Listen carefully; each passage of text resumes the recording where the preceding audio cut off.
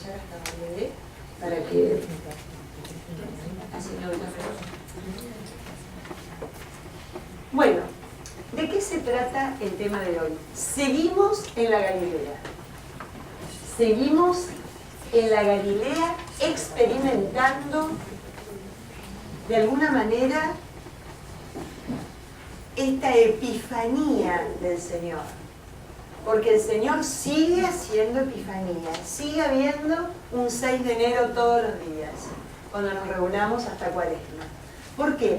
Porque Él se sigue manifestando. Él sigue contándonos quién es y la novedad que trae, para que nosotros nos atrevamos a ser como Él y a vivir en esa novedad y en esa libertad. La semana pasada fue espectacular la manera como nos llamó desde el amor, nos llamó primero diciendo, dale, ¿me ayudás con esto? ¿Me prestás? Cada uno sabrá qué. Y termina teniendo toda nuestra vida en sus manos, porque empieza con el barco de Pedro y termina, ¿se acuerdan? Con dejándolo todo, lo siguieron. Pero él no dijo en ningún momento, síganme. Y eso es espectacular, porque eso es entender de qué se trata el cristianismo. El cristianismo, como dice en Pablo VI, en una encíclica hermosa, que siempre la menciono, que es me sale Evangelii Gaudium ahora, antes de la que habla sobre la evangelización, ya me va a salir el nombre. Evangelii Nunciandi, gracias. Ahora me sale Evangelii Gaudium cada vez que quiero hablar de ella, que como el Papa la menciona tanto en Evangelii Gaudium, ¿no? Evangelii Nunciandi de Pablo VI, en donde el Papa Pablo nos dice, el cristianismo no se impone, el cristianismo se propone. Y va a venir Benedicto y nos va a decir, el cristianismo no es una idea, no es una adhesión a algo que pienso, algo que me gusta, a este cuento que escucho de este rabino que me deslumbra, y como los que estaban en la sinagoga de Nazaret, digo, wow, ¿de dónde le viene esta autoridad y esta sabiduría? Pero así como el rabino el otro día dijo, acá se me está acabando la popularidad, a Jesús también se le acaba enseguida la popularidad en el mismo lugar y en el mismo momento. 5 minutos antes están todos deslumbrados por las palabras que dice. Y cuando sigue hablando, y cuando agarran le dicen, vamos, ¿por qué no haces los signos que haces en otros lados acá en Nazaret? Y cuando el Señor les empieza a decir, para un poquito, a ver, en la época de Elías, ¿se acuerdan del domingo? Sí. Ahí deja de ser popular. De hecho, lo querían agarrar del cogote, como decimos nosotros, y despeñarlo. ¿No? Entonces, vamos viendo cómo el Señor va transformando esto que atrae, porque es lindo, porque mirá qué lindas las cosas que hace, mirá cómo cura, mirá cómo multiplica los panes, teníamos hambre y comimos todos, estábamos tullidos y salimos caminando. Cuando va hablando de un mensaje en donde empieza a comprometernos cada vez más, va perdiendo la popularidad. Acá el mensaje central que habló el domingo en misa y que seguía hablando en la sinagoga de Nazaret es: ustedes no tienen la exclusividad. Por ser herederos del pueblo elegido, no se crean que tienen la exclusividad. Y hoy va a explicar por qué no tienen la exclusividad en las bienaventuranzas. Por qué el Señor viene para todos, pero viene para algunos de una manera muy especial.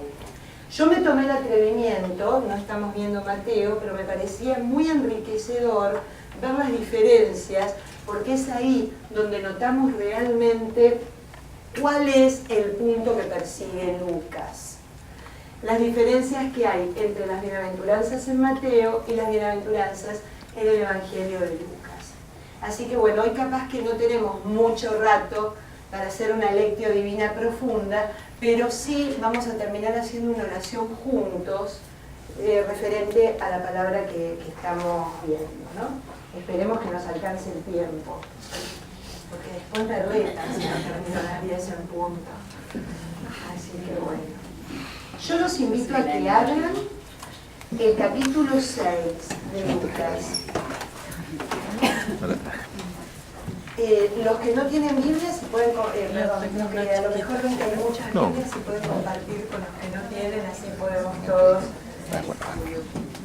Vamos a ver el capítulo 6 y vamos a ver, acá los voy a marear un poquitito, el capítulo 5 del Evangelio de Mateo.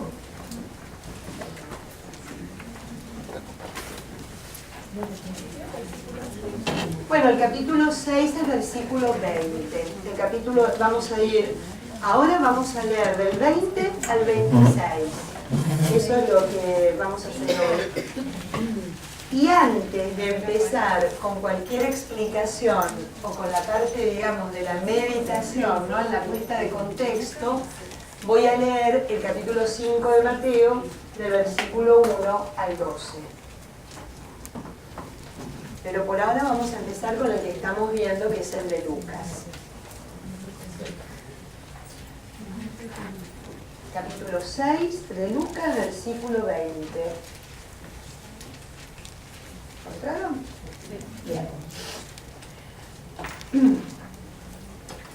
Para que ustedes entiendan, el Señor acababa de bajar con los apóstoles y se detuvo en un llano. Eso me lo dice en el capítulo anterior, en el versículo 17, para ponerlos en contexto, ¿no?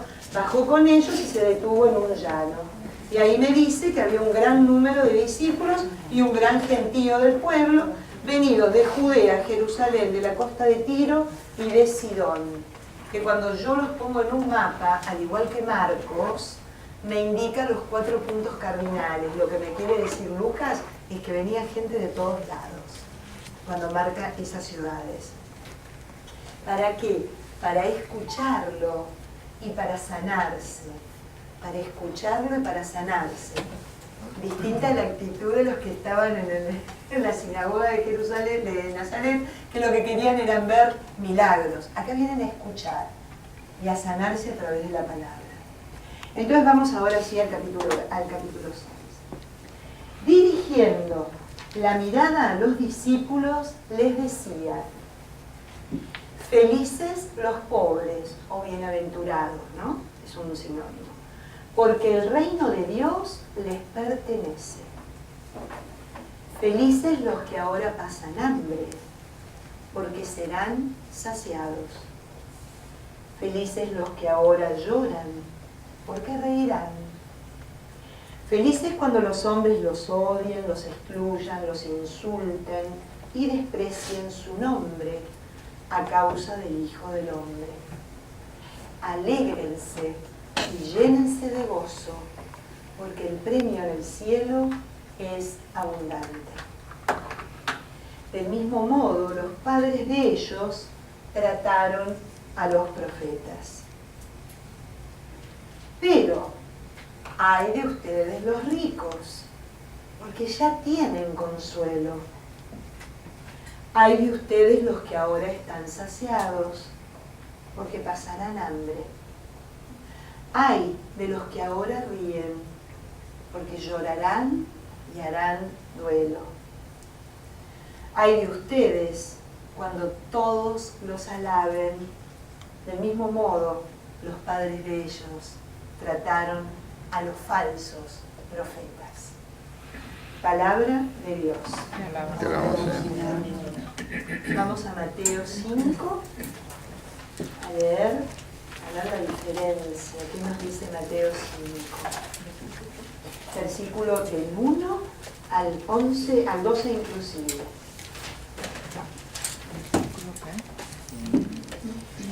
Para que ustedes vean cómo cambia la puesta en escena, es muy importante para entenderlo. Vean que cuando empieza el capítulo 5, en el versículo 1, nos pone una panorámica, nos pone un paisaje completamente distinto. Y dice: Capítulo 5 de Mateo, versículo 1. Al ver a la multitud, subió al monte. Se sentó y se le acercaron los discípulos. Tomó la palabra y comenzó a enseñarles del siguiente modo. Felices los pobres del corazón, porque el reino de los cielos les pertenece. Felices los afligidos, porque serán consolados. Felices los desposeídos, porque le darán la tierra. O los mansos, ¿no?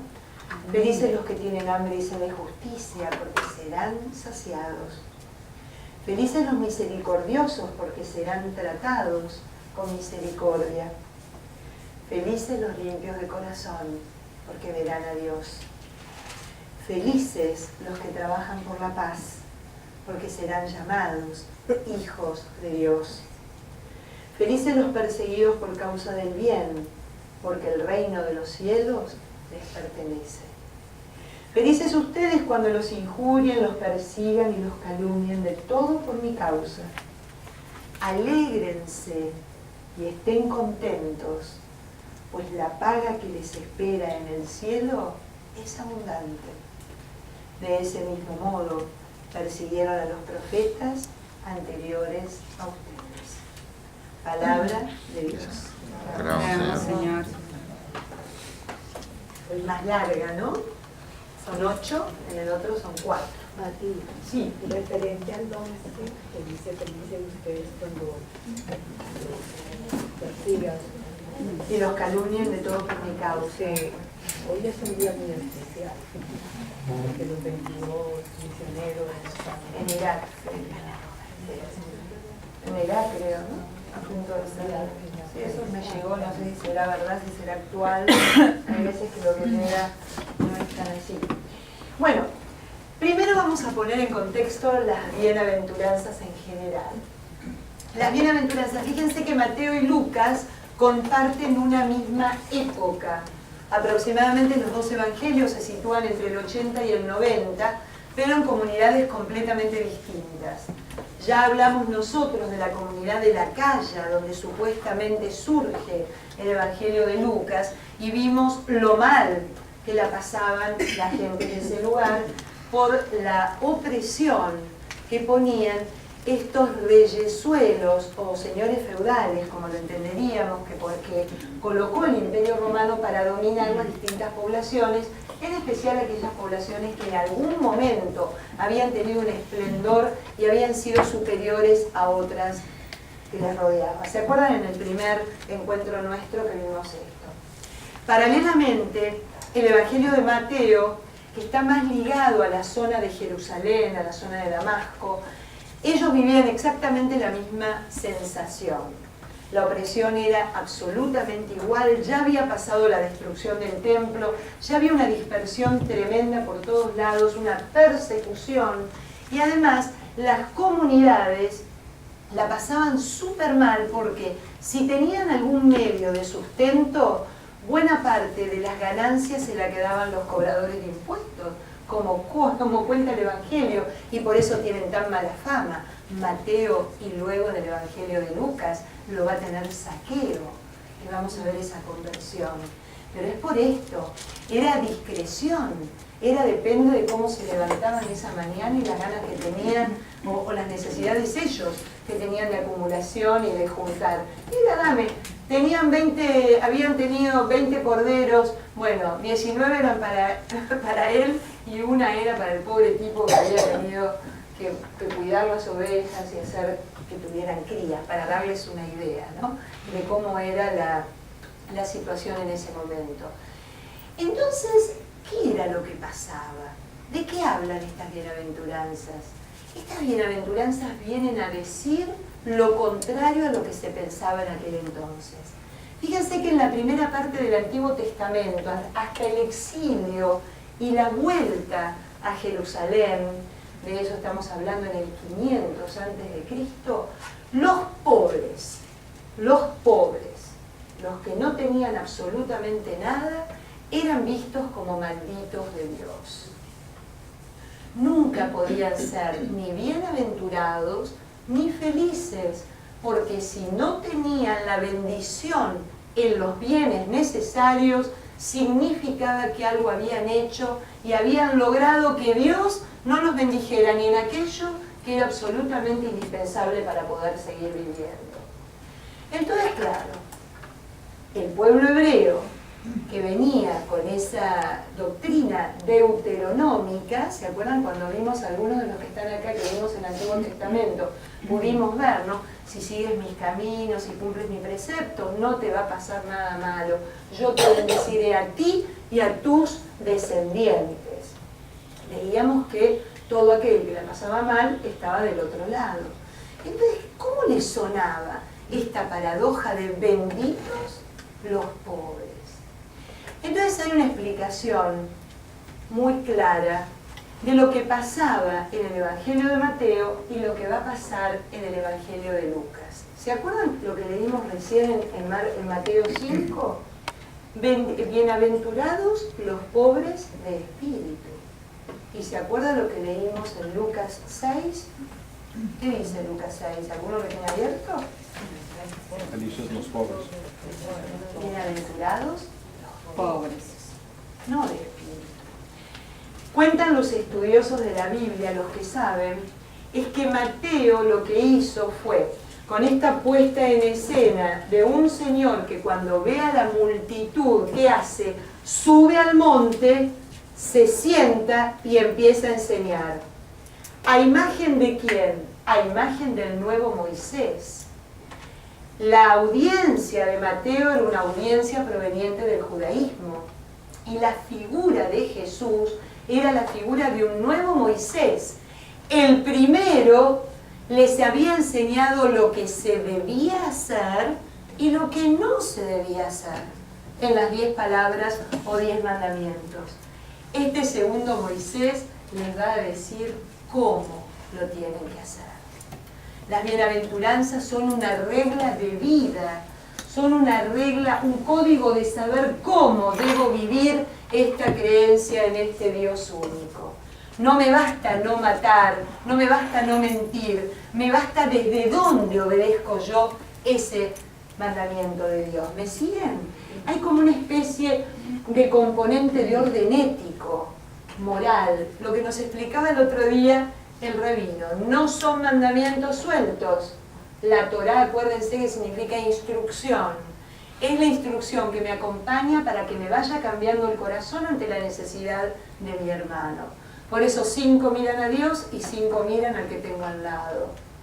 Acá Jesús redobla la apuesta. Se habían olvidado de ese detalle de que vale lo que le hago al que tiene. Estaban tan metidos en el ritual y en lo que se debe y en lo que no se debe, que había como una suerte de separación entre mi relación con Dios y mi relación con los demás. Viene Jesús a recordarla, viene Jesús a poner por encima, ama a Dios por sobre todas las cosas y a tu prójimo, sobre ti mismo, que ya está en el Levítico, lo saca del cofre y se los muestra. ¿Cómo? Viviendo de esta manera, viviendo como pobre de corazón, como desposeído, como sembrador de paz, como misericordioso, como luchador por la justicia. Acuérdense, la Zedaká, la justicia de Dios, el brindarle a cada uno lo que le corresponde y no quedarme yo con lo que le corresponde, que era lo que pasaba en el Israel de aquel entonces. ¿Vamos bien? Bien. ¿Qué pasa con Lucas? Dice uno de los sacerdotes que leí 5 libros para preparar este tema porque es apasionante para mi gusto, y 5 posturas distintas, incluyendo la de Benedicto, que tiene en su libro Jesús de Nazaret un capítulo dedicado a las bienaventuranzas. Uno de los sacerdotes que leí me encantó, porque dice, no es ya un código ético. Lucas me ubica en cómo escucho yo esta bienaventuranza. Porque esta bienaventuranza cortita viene precedida, dice este padre, por las malaventuranzas, que no son maldiciones, que no son condenaciones, son absolutamente, ojo, prevención.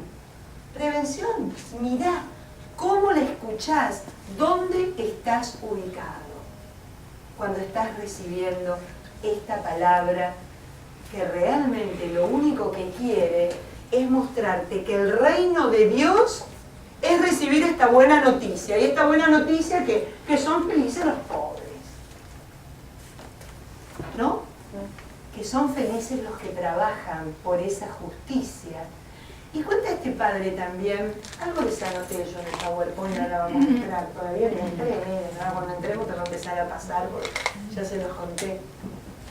Dice, ¿saben dónde está la buena noticia? En que Dios dice, acá estoy, ya no van a sufrir más.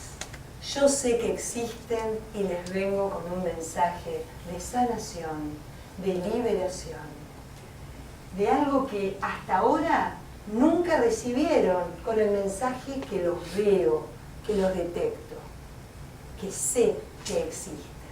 Les da una dignidad.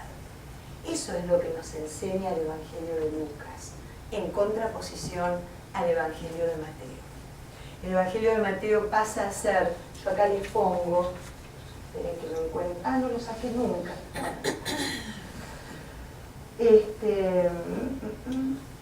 No saqué tanta preparación. Claro, esto, ¿no? A ver, ¿por qué son dichosos? Son dichosos porque ya llegó el reino de Dios. ¿Y qué significa el reino de Dios? Este reinado de Cristo significa de que el Señor, como veníamos diciendo, no hace acepción de personas, no trabaja con exclusividades, pero sí con preferidos.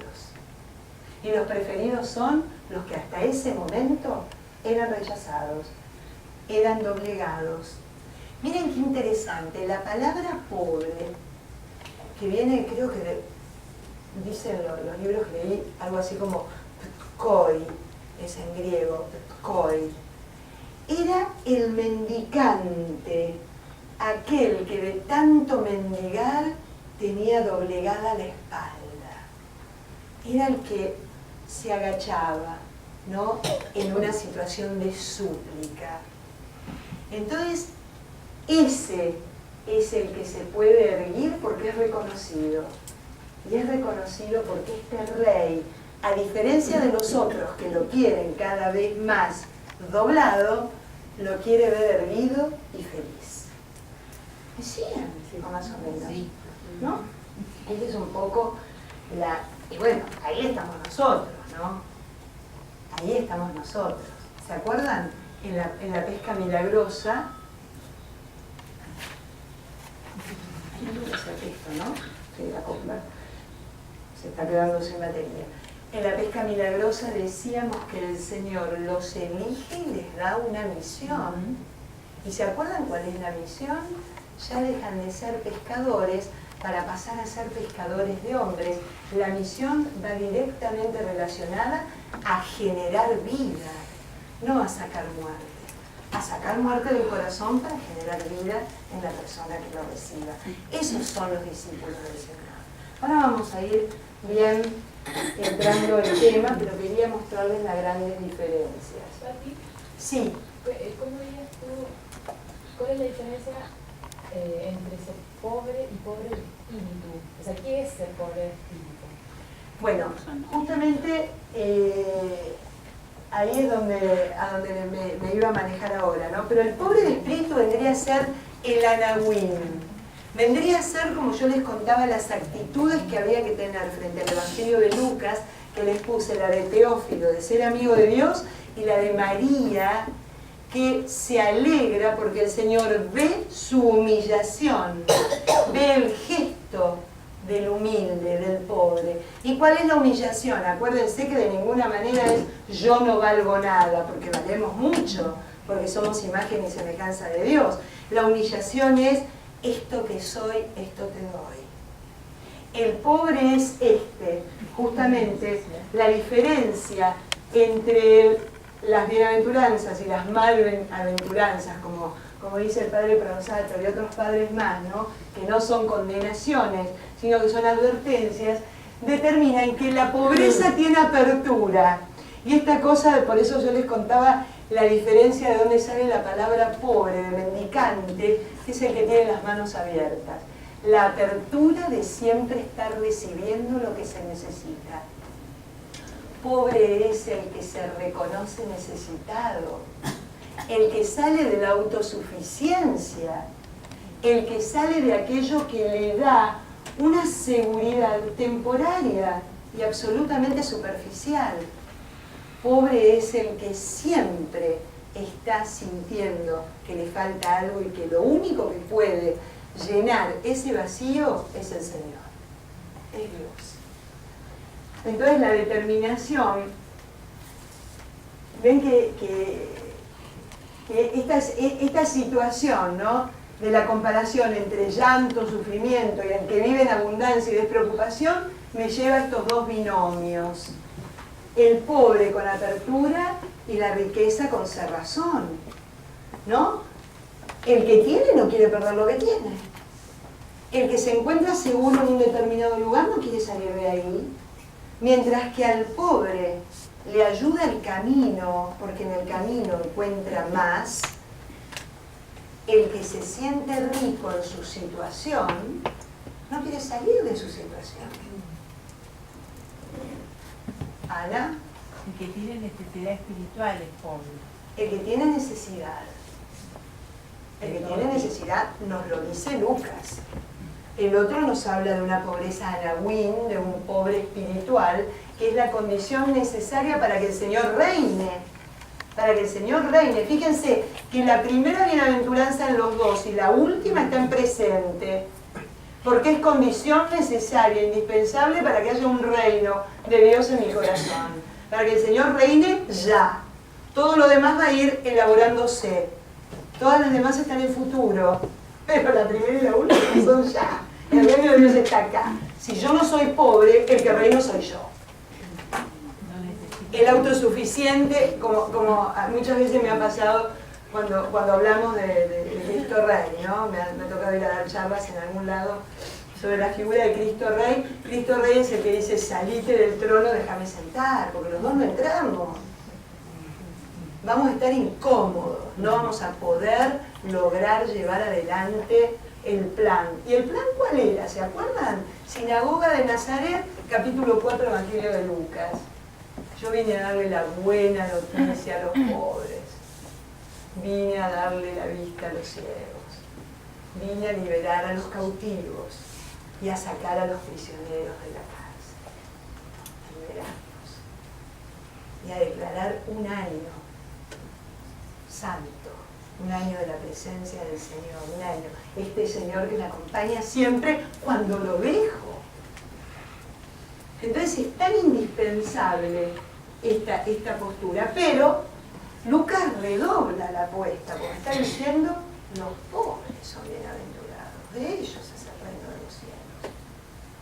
Porque claro, las comparaciones y las situaciones en aquel momento eran drásticamente diferentes, era una cosa abismal, los que la pasaban re mal y los que la pasaban súper bien, y aún dentro de la misma iglesia, porque eso lo vamos a ver explicado en Hechos de los Apóstoles, donde en un momento determinado, ya te dejo enseguida, va a decirnos, entre ellos no había necesidad porque todos compartían absolutamente lo que tenían, pero que en otros momentos también vamos a ver cómo se condena a aquel que se quiere quedar con algo que es de la comunidad para uso personal y para su propio regocijo, ¿no?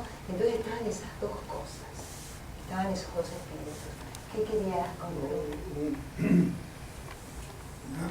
Una reflexión sobre sobre Mateo y Lucas. En Mateo no veo la parte donde está refiriendo al rico. No. Sino que habla del pobre.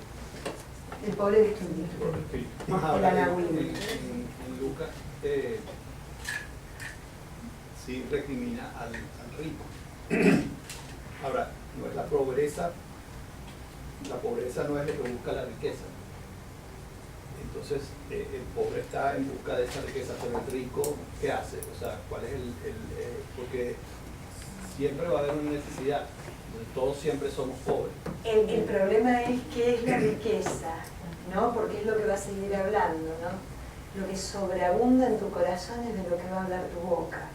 ¿Cuál es tu riqueza? Esa es la postura que me invita Lucas a dónde me ubico yo ante esta palabra. ¿Cuál es mi riqueza? Porque si mi riqueza está en Dios, y siempre Él va a ser el tesoro al que aspiro, ¿no? Ese tesoro escondido que me hace venderlo todo para comprar el terreno y vivir ahí para siempre, o, otras cosas que realmente me dan esta satisfacción temporaria. Ojo, que a veces no es lo material, a veces mi riqueza está en lo que sé. Entonces me convierto en un idólatra. Uno de los sacerdotes que leí, uno de los libros de él, decía que estas bienaventuranzas de Lucas nos ubica perfectamente entre lo que es un creyente y un idólatra. La bienaventuranza marca a dónde estoy parada, si lo tengo como a Dios como centro y fin de mi vida, o a mí misma, mi riqueza, mi posición, mi poder, otros que deben de tener poder sobre alguien. Eso es lo que nos pregunta. Y es hermoso que nos lo pregunten, porque este es el problema del hombre desde todos los tiempos, desde Caín y Abel, desde los hermanos de José. Está en todas las partes de las Sagradas Escrituras. Vemos cuando se dividen los reinos, las barbaridades que hacen los reyes que surgen después de Salomón con el pueblo. Eso lo vemos en el profeta Amós, lo vemos en Isaías, lo vemos en Jeremías y en Ezequiel. Cómo los profetas denuncian esta situación de satisfacción fuera de Dios. Eso es idolatría. Y ahí es a donde me lleva a verme dónde estoy parado frente a esto. La gran diferencia que hay también de postura entre la bienaventuranza de Mateo y la bienaventuranza de Lucas es que así como Mateo lo hace subir al monte y hablar desde arriba hacia abajo, vemos un Lucas que baja el Señor, baja de lo alto y se ubica en el llano.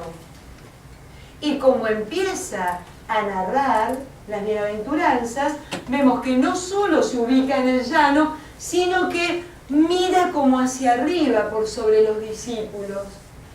Mirando hacia arriba comenzó a hablarles, como poniéndose al lado de ellos.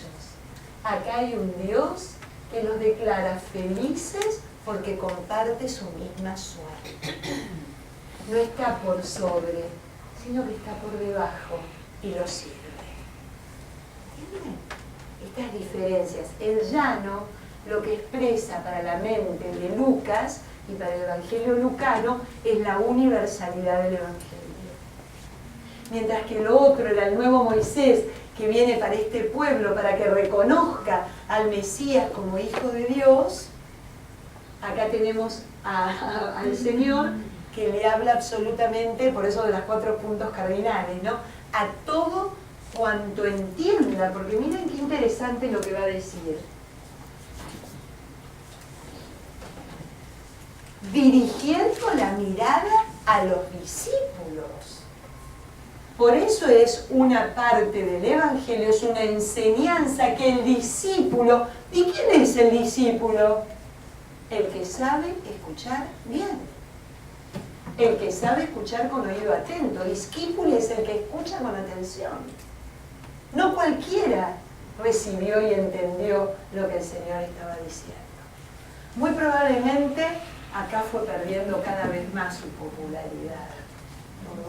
Está haciendo diferencia. No. Él ama a todos por igual. De hecho que él hay, si ustedes se fijan, yo les pongo ahí, que lo que dice, hay ustedes los ricos porque ya tienen consuelo, hay ustedes los que están saciados porque pasarán hambre, hay ahora los que ríen porque llorarán y harán duelo, son cosas que están contenidas ya en el Magnífica.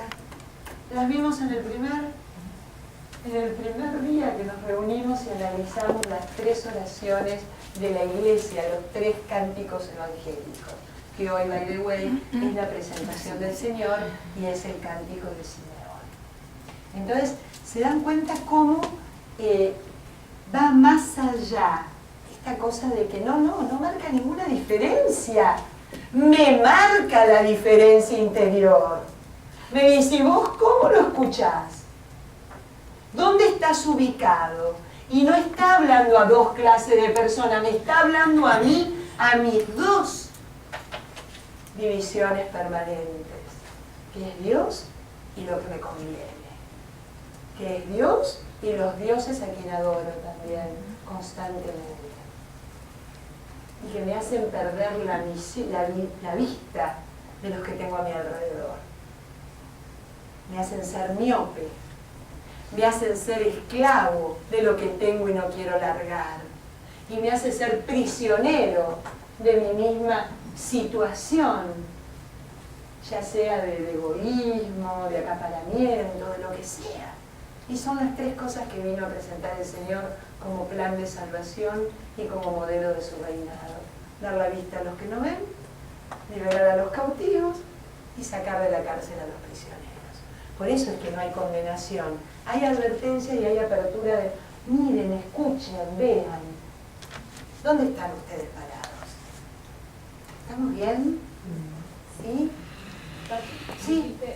Dar la vista, liberar a los cautivos. Y liberar a los prisioneros, que es lo que dice... ¿No es lo mismo liberar a los cautivos que los prisioneros? Bueno, pareciera, ¿no? Pero uno parece que puede ser, por ejemplo, el pueblo estaba de cautiverio en Babilonia y no estaba dentro de la prisión, sino que estaban en Babilonia sometidos a algo distinto a lo que ellos eran.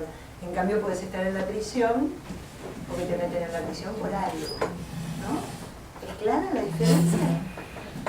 Bueno, fíjense, me encanta lo que dice el padre Rohr, Benedicto tomando a Nowell, que lo que hace Jesús es mostrar un autorretrato en las bienaventuranzas. Es decir, no sean como soy yo. Entiendan para qué los elegí y cuál es mi misión. Anímense, ¿no? Entonces decía de que se utilizaba las bienaventuranzas en la antigüedad como introducción al catecismo, porque el que no entendía las bienaventuranzas no podía seguir adelante con la instrucción cristiana. Si uno no entendía lo que era ser pobre de espíritu, ser manso, desposeído, trabajar por la paz, por la justicia y ser misericordioso, no podía seguir avanzando, porque no se había encontrado con Cristo. El encuentro con Cristo me trae aparejado todo esto. ¿Vamos bien? Sí. Bueno, vamos a hacer un poquito de lectio, ¿eh? Vamos a trabajar nosotros en esto inmediatamente. Esto es algo técnico, que después lo pueden ustedes ver. Pero aquí, en Lucas, solamente les quiero mostrar esto que les decía, ¿no? Versión más breve, baja el llano y permanece de pie. Qué interesante esto. En el judaísmo, yo paso por algún lado que debe estar. En el judaísmo, estar sentado era un síntoma de que el maestro empezaba a enseñar. Por eso es necesario que el Señor se siente y los demás escuchen. En los paganos, en el pueblo pagano, el maestro siempre estaba de pie. Era una sensación de señorío, ¿no? Como de grandeza, frente a los que tienen que escuchar. Es al revés, por eso uno está de pie, lo dice, y el otro está sentado, para cada uno. Algo muy importante, no sé dónde se los puse, y si no se los puse se los tengo que poner.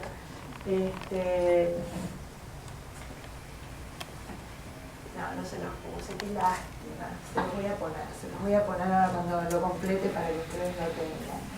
Pero bueno, si quieren, podemos hacer un poquito de lectio divina. ¿Les gusta? Hacemos un poquito, porque hay mucho que nos pregunta, hay mucho que nos cuestiona, ¿no? Acuérdense, los que vienen por primera vez, que tienen que traer su Biblia. Porque la lectio, acuérdense que tiene 4 partes, que es la lectura, que es lo que estuvimos haciendo hasta ahora, es la meditación, que ahora voy a agarrar un texto no mío, sino de un sacerdote que me pareció precioso y se los traje para compartirlos. y al final la oración que surge de esa meditación como propia. Gracias. Yo hoy lo voy a leer de nuevo y además de invitarlos a que lo marquen en sus Biblias para ver qué es lo que le interpela a ustedes este texto, que es lo que les voy a pedir que hagan eco. Eco es hacer una palabra nada más. Miren que somos 800, no podemos escuchar una historia. Eco es una palabra, no necesariamente tiene que ser algo pensado, mejor dicho, no tiene que ser algo pensado. El eco es lo que surge del corazón, eco es lo que me queda resonando de la palabra de Dios en mi corazón. Entonces, además de marcarla, los invito a que lo pongan en voz alta. No sé, no es necesario ni siquiera que piensen que tiene que ser políticamente correcto. Lo que surja, surge. ¿Quedó claro? Lo leo primero. Voy a leer Lucas nada más, que es el que nos ocupa. ¿Lo vamos a cortar o no? Cuando empiecen con el... Es un eco, no es lo que pienso, es lo que está... El eco entra ¿A acá. ustedes les molesta que durante el eco nosotros sigamos filmando? ¿Prefieren que lo cortemos? Es el eco, no tienen que decir a mí me parece, no, es el eco. Es el registro de esta palabra que habla en mi corazón. ¿Lo podemos dejar? ¿Sí? Voy a leer Lucas 6, el que estamos. Dirigiendo la mirada a los discípulos, les decía: felices los pobres, porque el reino de Dios les pertenece. Felices los que ahora pasan hambre, porque serán saciados.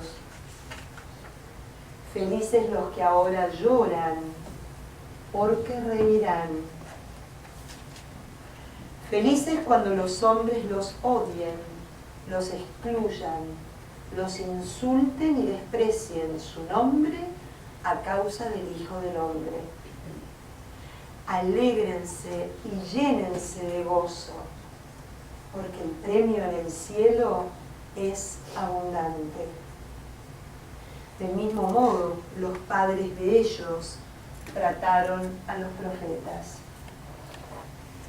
Pero, ay de ustedes los ricos, porque ya tienen su consuelo. Ay de ustedes los que ahora están saciados, porque pasarán hambre. Ay de los que ahora ríen, porque llorarán y harán duelo. Ay de ustedes cuando todos los alaben. Del mismo modo, los padres de ellos trataron a los falsos profetas. Palabra de Dios. Te alabamos, Señor. Saciarán. Alégrense.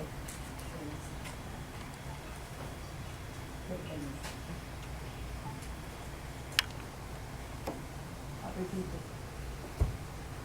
Gozo, felices, hambre, serán saciados. Compasión. Consuelo.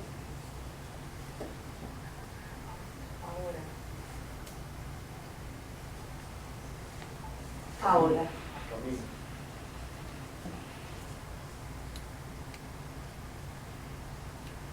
Sabiduría. Cielo.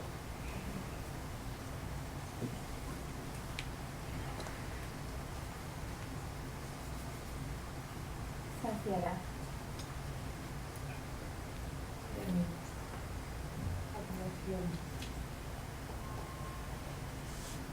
Y yo.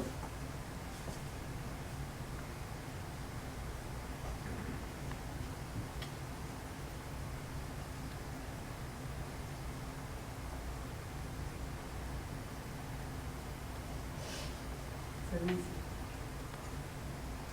Necesitados.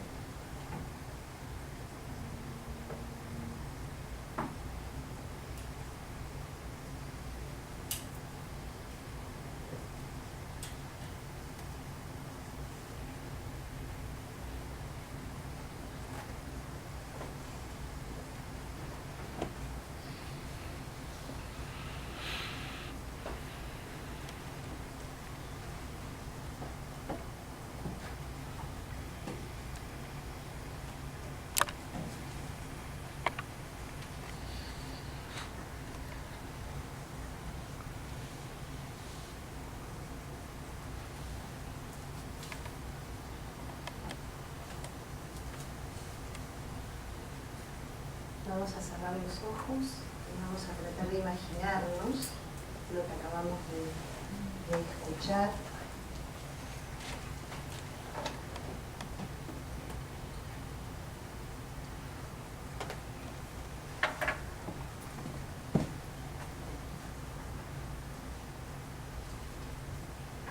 Las bienaventuranzas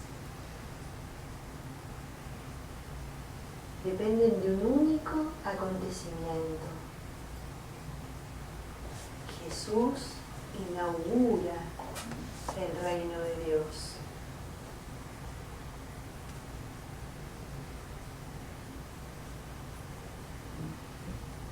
En ellas el Señor les grita desde el llano: bienaventurados ustedes, pobres, porque Dios está cansado de verlos sufrir. Porque Dios ha decidido mostrarles que los ama.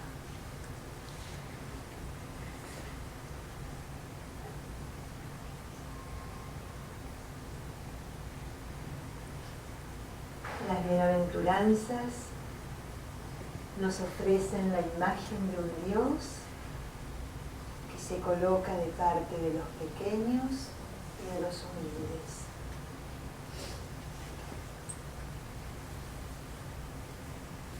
Este rey que se preocupa por los desheredados, que privilegia a los que no cuentan,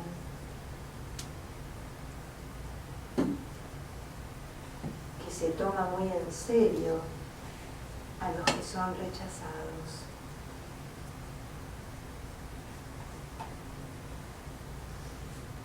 Los pobres son felices porque Dios está de su parte. Se hace protector y defensor.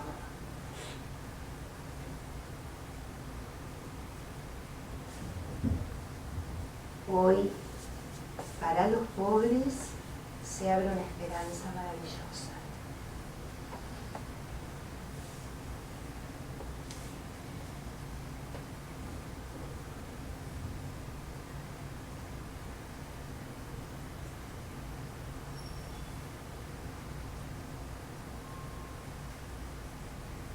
Las bienaventuranzas nos recuerdan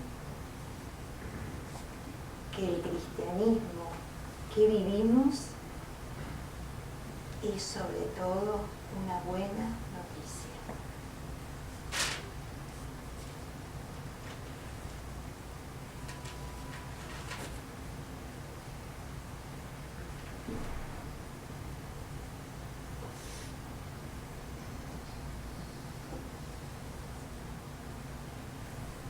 Las bienaventuranzas nos ayudan a ver qué idea nos hacemos de Dios.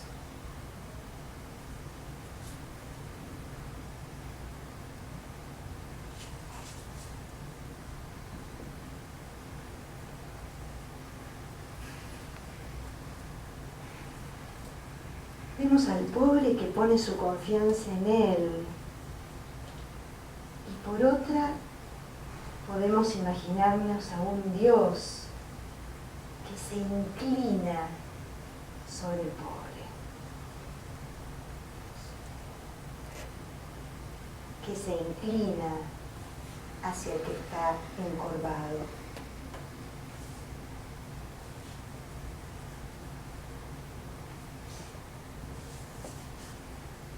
Las manos del pobre se abren para recibir.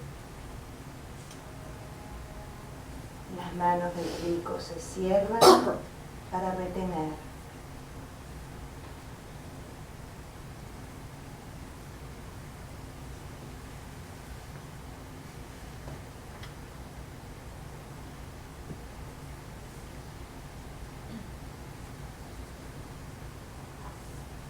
El rico de estas bienaventuranzas,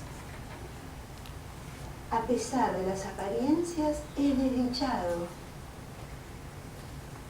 porque es miope o incluso ciego. Los bienes hipnotizan su mirada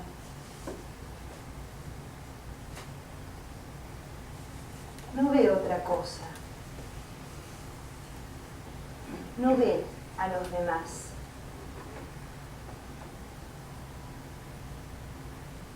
Parece que no.